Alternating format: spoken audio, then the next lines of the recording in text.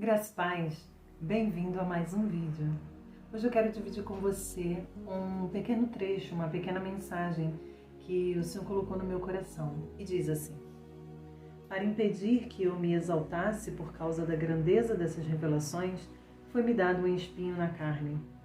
3 vezes roguei ao Senhor que o tirasse de mim, mas ele me disse: minha graça é suficiente a você, pois o meu poder se aperfeiçoa na fraqueza. Portanto, eu me gloriarei ainda mais alegremente em minhas fraquezas, para que o poder de Cristo repouse sobre mim. Por isso, por amor de Cristo, regozijo-me nas fraquezas, nos insultos, nas necessidades, nas perseguições, nas angústias, pois quando sou fraco, é que sou forte. Esse pequeno texto, Paulo está descrevendo anteriormente a isso todas as aflições que ele passou e por que ele diz que se vangloria nas suas fraquezas. Podemos pensar que isso é uma loucura quando queremos nos vangloriar em passar por tribulações, em passar por açoites, em passar por perseguições. Mas é justamente nesse ponto que eu quero tratar com você. Hoje, atualmente, nas igrejas, nós tratamos fraquezas como os pecados de estimação.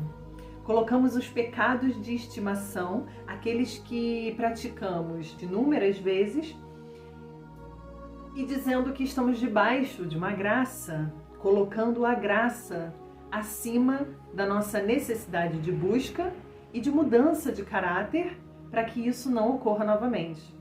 Então nós mudamos completamente o discurso de uma fraqueza, que é uma fraqueza humana, enquanto ser humano não poder me resgatar e não poder me salvar da situação que eu estou enfrentando. O que Paulo está querendo dizer nesse texto? Presta atenção que diz anteriormente a isso.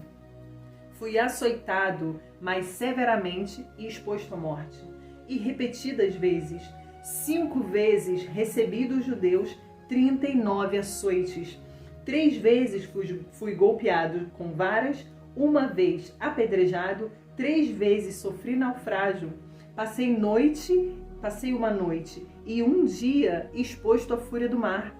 Estive continuamente viajando de uma parte para outra. Enfrentei perigos nos rios, perigos de assaltantes, perigos dos meus compatriotas, perigo dos gentios, perigos na cidade, perigos no deserto, perigos no mar e perigos dos falsos irmãos.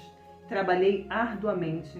Muitas vezes fiquei sem dormir, passei fome, sede, muitas vezes fiquei em jejum, suportei frio e nudez. Além disso, enfrento diariamente uma pressão interior, a saber, a minha preocupação com todas as igrejas. Ou seja, depois desse relato, veementemente, desse relato tremendo, Paulo vem dizer que eu me vanglorio nas minhas fraquezas. De não poder me livrar desses problemas, eu demonstro que sou fraco. No meu sofrimento, na minha dor, no meu medo, em tudo que eu sofro, nisso eu sou fraco. Essa é a minha fraqueza. E o Senhor lhe diz: o meu poder, Paulo, se aperfeiçoa na sua fraqueza. Ou seja, o Senhor se gloria nesse tipo de fraqueza. Porque nesse momento, enquanto estamos sendo fracos, enquanto estamos sendo perseguidos, enquanto estamos sofrendo açoites e perseguições, enquanto estamos sofrendo pelo nome dele. E para isso Paulo foi chamado. Paulo foi chamado para pregar e para sofrer esse tipo de perseguição. E conscientemente ele sabia que ele estava sofrendo tudo isso, também boa parte pelas coisas que ele fez. Mas e nós? Enquanto nós cristãos do século 21, a que ponto chegamos? Não queremos sofrer, não queremos dor, não queremos desgraças, não aceitamos, e toda vez que pensamos nesse tipo de sofrimento, advém na cabeça de alguns irmãos que estamos passando por esse processo devido a algum pecado, devido a alguma falha.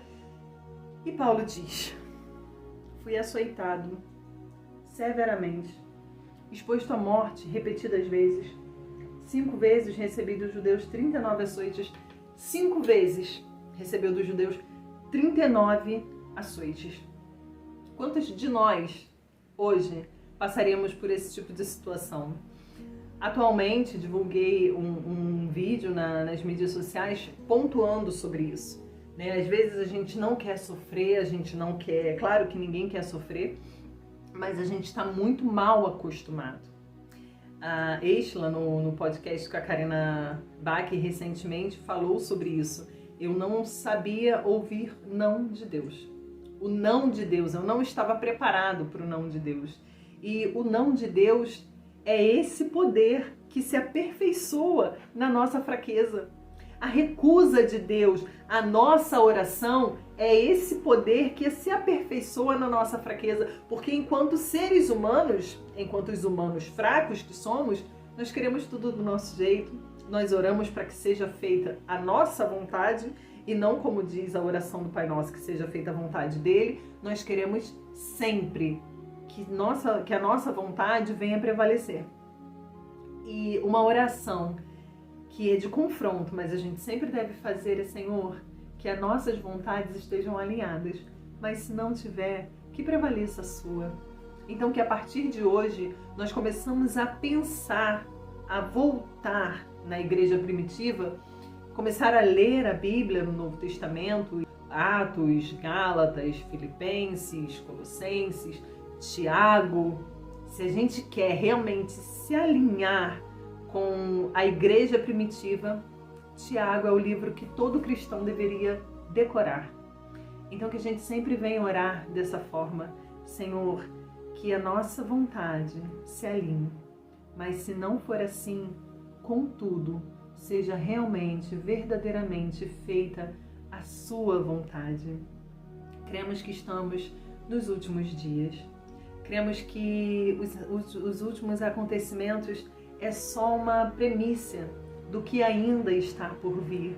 Então, continuarmos com essas atitudes de cristãos infantis, de cristãos meninos, independente do tempo que a gente tem de igreja, o tempo que temos de reconciliação com Cristo, o tempo que aceitamos Jesus, independente disso. Às vezes nós vemos pessoas de 40 anos de igreja, 40 anos de ministério, que são tão infantis na fé que chega a escandalizar.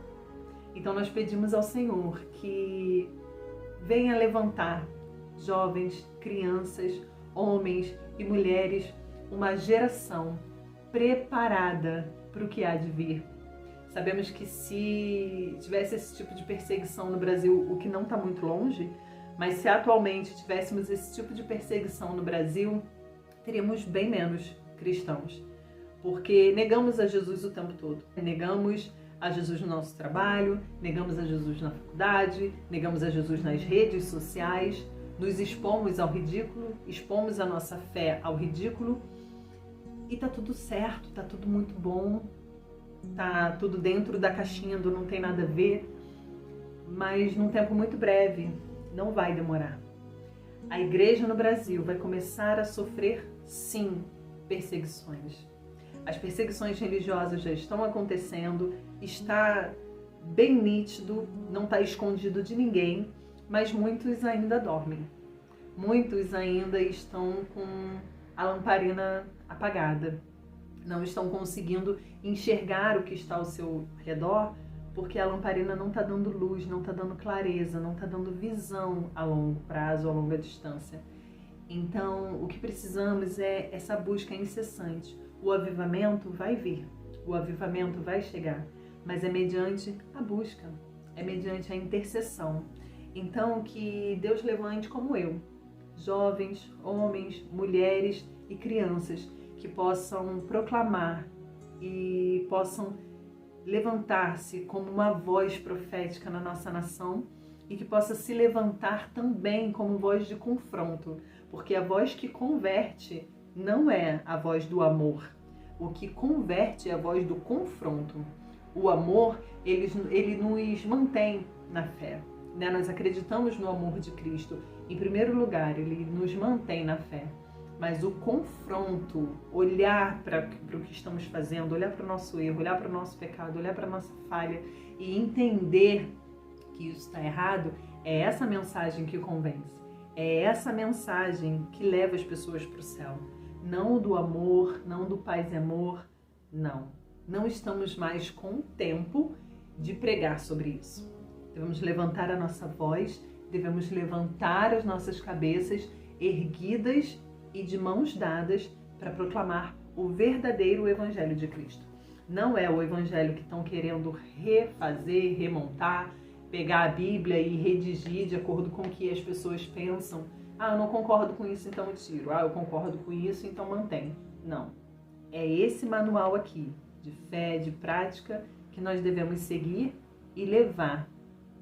Recentemente eu vi um rapaz que é político e é cristão, e ele falou que ele está sendo muito atingido, muito afetado com palavras de muita agressão de seus seguidores, que dizem que ele é muito agressivo nas pregações dele, nas mensagens que ele faz. E ele falou: irmãos, mas essa é a Bíblia. O que eu estou pregando é a Bíblia. A Bíblia é assim. A mensagem da cruz é forte. A mensagem da cruz não é sobre o amor, para que leve as pessoas até Jesus mediante uma falsa promessa de que está tudo bem o que você está fazendo. Não. O amor fez Jesus descer, porque Deus amou o mundo de tal maneira que entregou o seu Filho. Isso foi um amor master. Foi o ápice do amor de Deus pela humanidade. Ele entregou.